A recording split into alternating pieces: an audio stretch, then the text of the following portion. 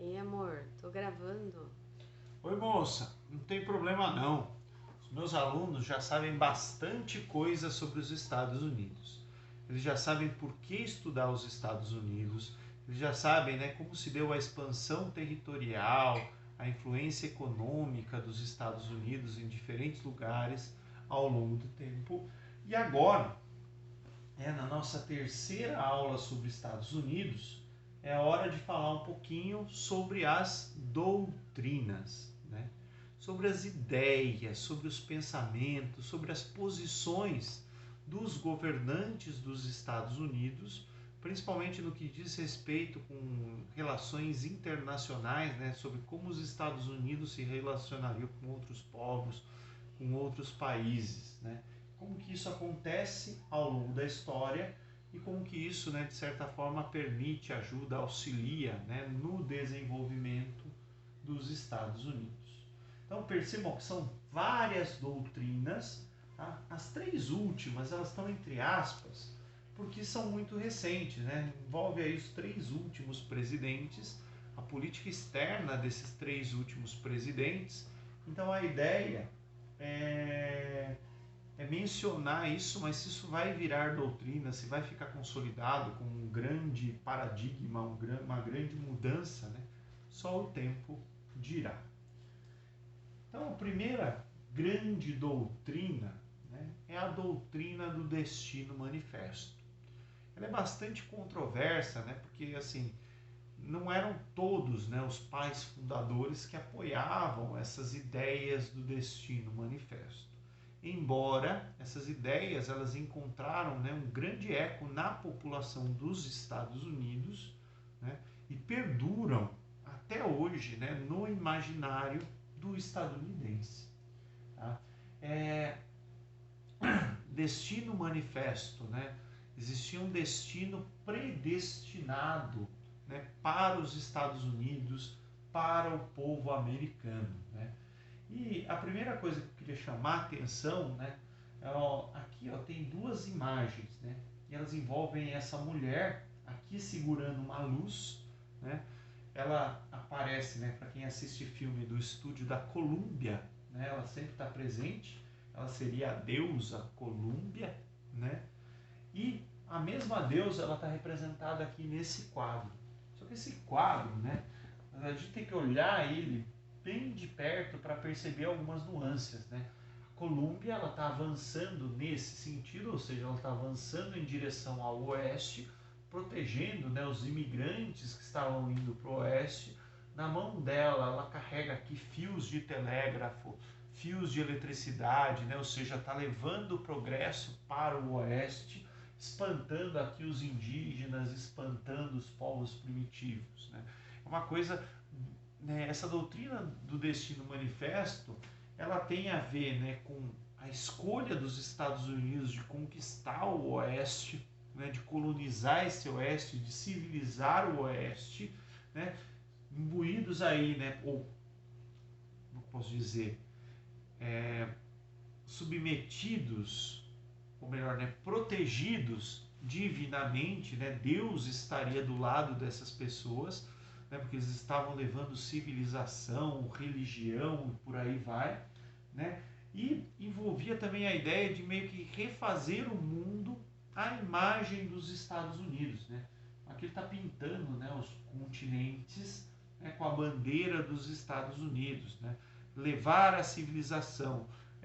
Quando essas ideias começam a circular, lembre-se que o período é o iluminismo, de iluminar, de levar coisas, de brilhar, enfim.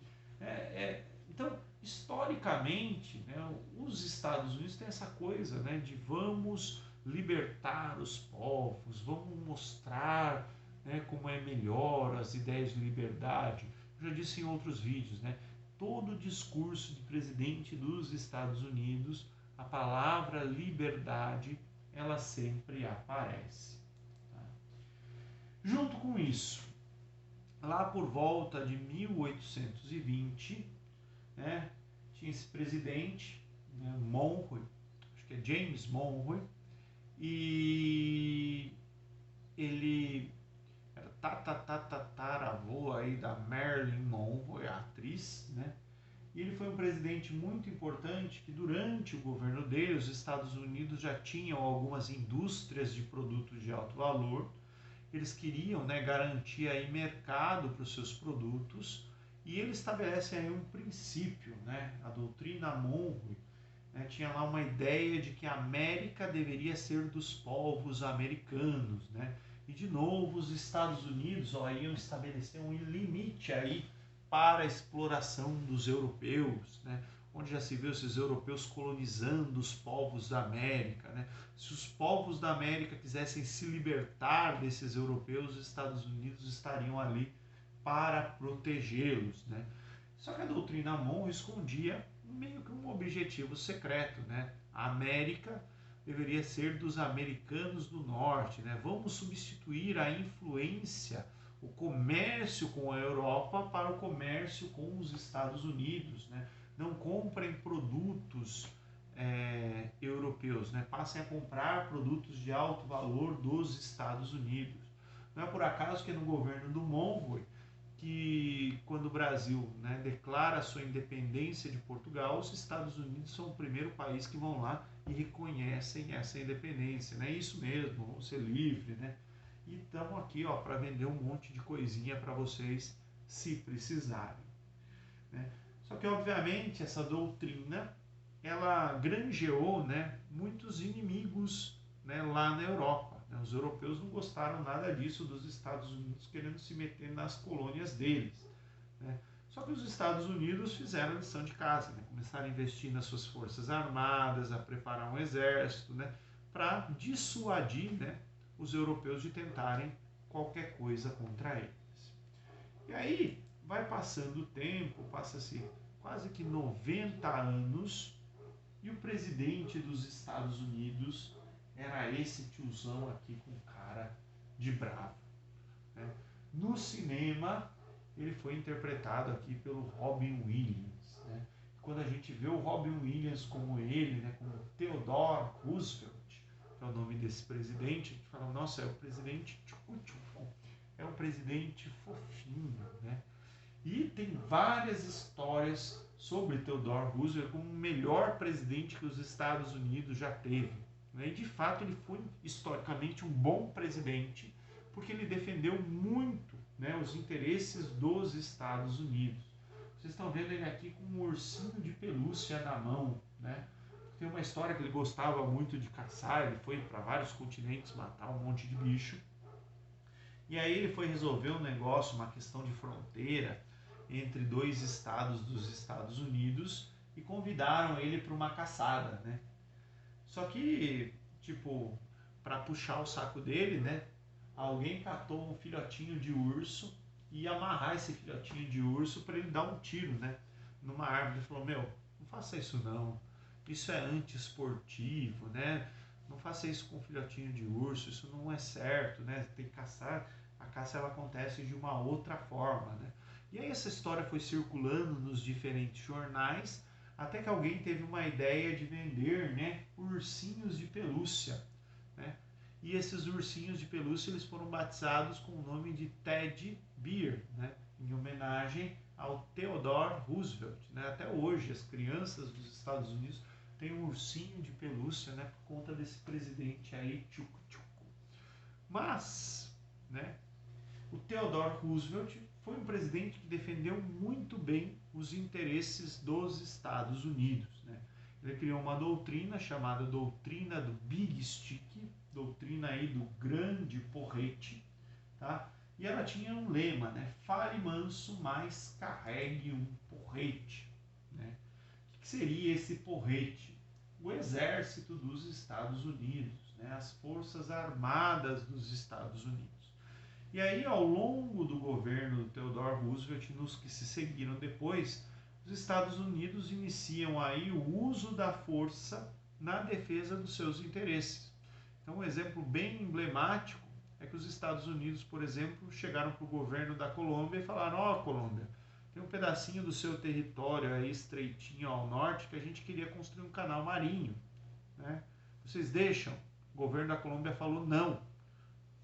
Theodore Roosevelt mandou lá o exército dos Estados Unidos ocupar essa região, transformou num país chamado Panamá e construiu o Canal do Panamá.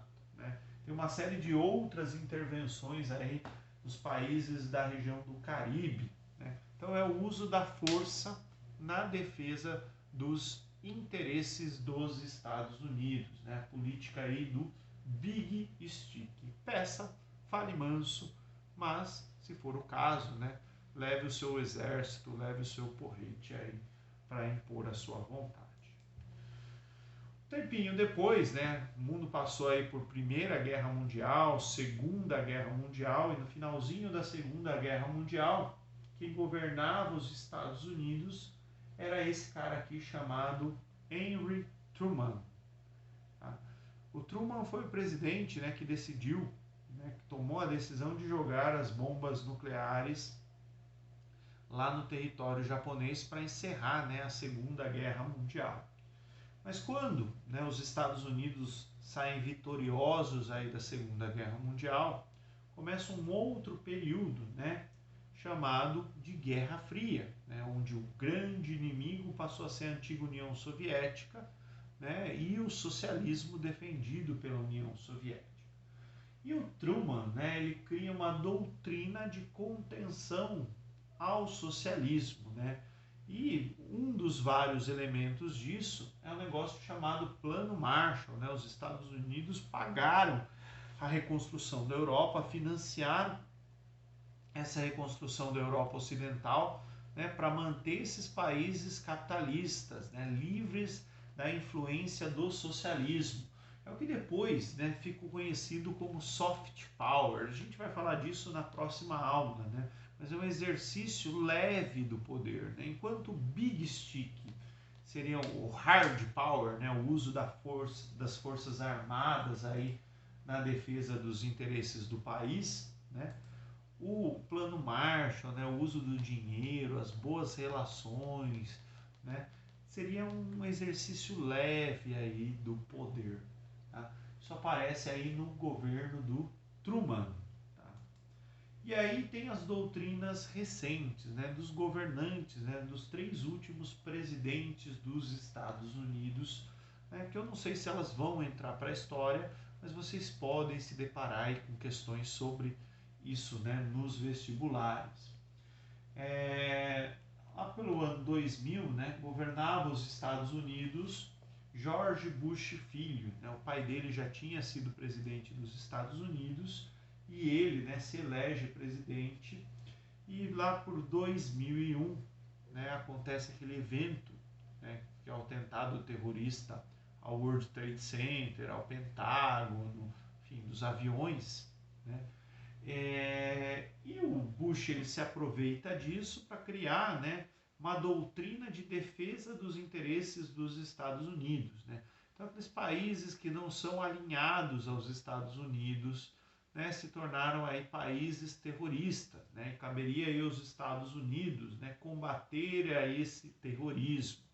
Ele cria o conceito aí de guerra preventiva. Né? Vou invadir antes o país, né, antes que ele crie condições de me atacar, de fazer alguma coisa contra mim. Né? O que justifica, por exemplo, em 2003, a invasão do Iraque. Né? Os Estados Unidos alegaram que o Iraque tinha armas químicas, depois isso não foi comprovado, né? Mas invadiram, tomaram conta do Iraque ali, né? E do petróleo iraquiano. Tá? É um exercício do hard power, é um exercício da força, né? Mas usando, né, a desculpinha aí do terrorismo. Depois do Bush veio o Obama. Né? O Obama ele tratou, né, ao longo do seu governo de tentar limpar a imagem dos Estados Unidos. É um presidente negro, né, de uma minoria, né, lá nos Estados Unidos, né, sempre a questão do preconceito ela é muito aparente, muito forte na sociedade estadunidense. Né, foi um marco a eleição do Obama, né, os Estados Unidos aí tentando mudar a sua imagem internacional e o Obama ali tentando exercer o poder através do soft power, né, poder mais leve, construindo alianças, fazendo amigos no mundo todo. Né. Só que no meio disso tudo, né, se divulga que o governo Obama, né, tinha montado ali uma rede de espionagem internacional, né? Espionando o governo da Alemanha, espionando o governo do Brasil, espionando pessoas aí em diferentes países. Esse filme aqui, Snowden, né, conta um pouquinho dessa história, vale a pena vocês assistirem.